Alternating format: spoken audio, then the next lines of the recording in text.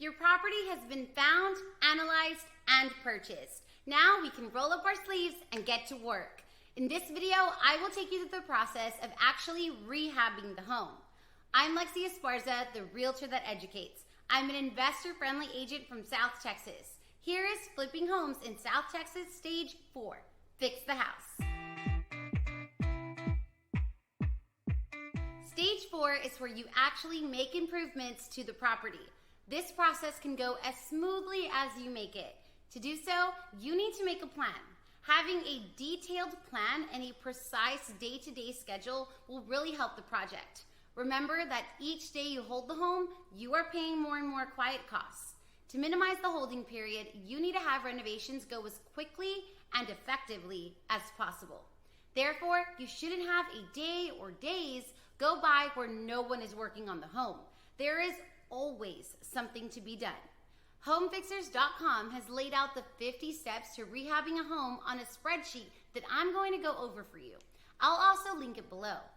Much like I'm doing in this video series, they have chunked the 50 steps into 5 stages to make it easier to digest. Stage 1 is the pre-construction phase. During this time, you will complete 9 steps. The first will be to call a locksmith to change the exterior locks on the property. Then, you'll want to get an architect to draw up any plans if you need them. You'll also need to pull any permits from the city if it applies. Design decisions will need to be made now so you can start ordering any needed materials and fixtures. Refer back to your comps to decide on what you'll need for the exterior and interior finishes to look like. Next, you will make any foundation repair if the home needs it. Make sure to hire a very good company. Don't try to penny pinch here. The foundation is literally what holds the home up. You'll need a reputable company for this project. The pest control company will be the next people to come in if you have any termite or rodent issues. Next, you'll need to arrange for a porta potty so the contractors don't have to leave the property during the day. Any demolition that needs to happen for plumbing and electrical should begin at this time. Ensure utilities and electricity are turned off during this step for safety precaution purposes. The last part of stage 1 is to get an engineer to go and look at the property if you are wanting to remove any walls or have any drainage issues. Stage 2 is the rough work. First, you should have the subcontractors complete the rough soil grading. The rough drainage is also very important in this stage. It is commonly brought up in the inspection report. The rough plumbing will come next as the plumber will prepare for later work they will complete in the project. Framing and subfloor will be the next item of concern. You will likely have to replace anything termites have ruined and or subfloor that have been damaged by water. Next, the roofer should replace any damaged parts of the roof decking. Sometimes people prefer to cover up the damage with another layer of material. However, this will only extend the problem to a later date and not actually fix it. Now is the time to either replace or repair any broken windows and exterior doors. Next, the house wrapping and siding should be completed if necessary. Lastly, the roof should be completed. Pro tip, don't schedule any other contractors to be at the home when the roofers are working. They will likely be throwing material down from the roof and can cause injury to anyone below. Stage 3 is for all major systems. Although they aren't too common in our area, fireplaces should be cleaned first to ensure they are not a fire hazard. Next, the HVAC, which is the heating, ventilation, and air conditioning, should be addressed. The plumber will need to come again for what they call a top-out. They will repair, replace, or install water, drain, vent, and gas lines if needed. The plumber will stick around the home for the next task of installing any bathtubs and walk-in showers. Once they have done this, you will need an inspection to ensure everything is operating properly. A licensed electrician will be the next person to pay a visit to the property. They will do their rough work of pulling wire for any and all outlets, switches, fans, lights, appliances, etc. The exterior masonry, whether it be brick, stucco, stone, or a combination of these, will be repaired or replaced next. An insulation company will then come in and insulate the exterior walls. Last in this stage, the concrete work will need to be filled in or repaired. Stage 4 is dedicated to unfinished surfaces. The sheetrockers will come in to hang, tape, and float, and texture the ceilings and walls. Then, the garage door can be installed if you are replacing it. If any drainage issues came up in stage 2, install gutters to ensure this won't happen again. Cabinetry will likely be purchased from home improvement stores like Home Depot or Lowe's and installed at this time. Then, interior doors, trim, and millwork should be completed by a trim carpenter. Lastly, you'll want to clean all the dust out of the home to prepare for the painters to come in. Finished surfaces and design features will be completed in stage 5.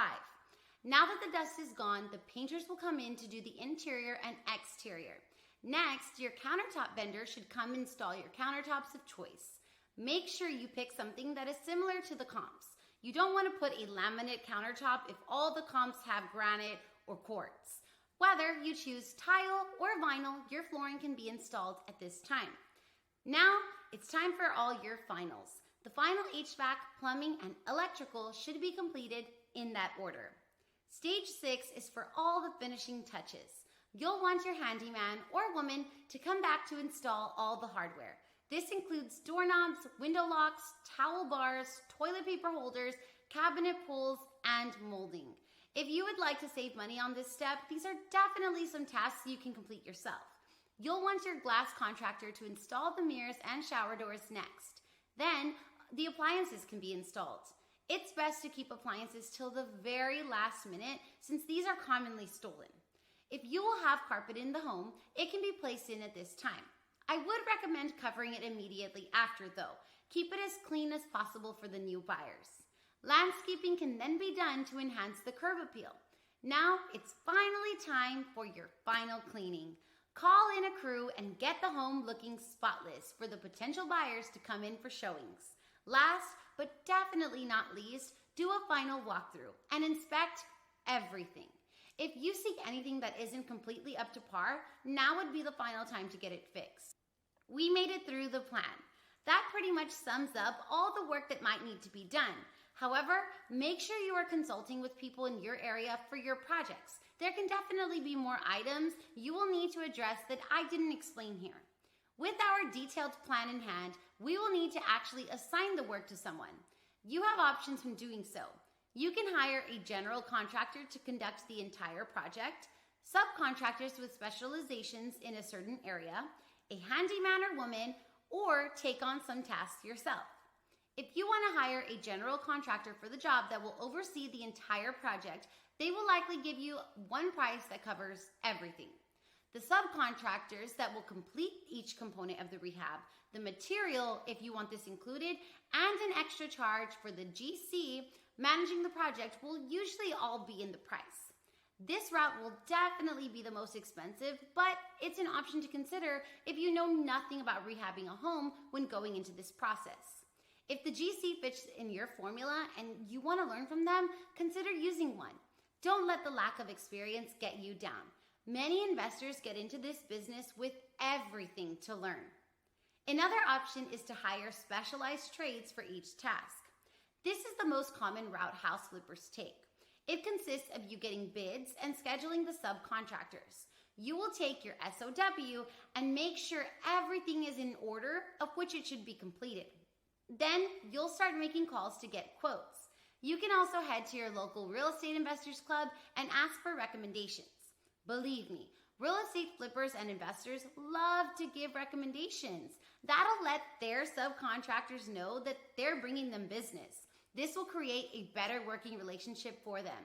As the trades are giving you quotes, plug them into your SOW or on a spreadsheet to keep track of everything and figure out who you will be hiring for each job.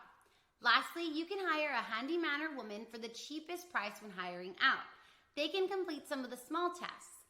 I would recommend that you oversee their work though, as they likely will not be licensed.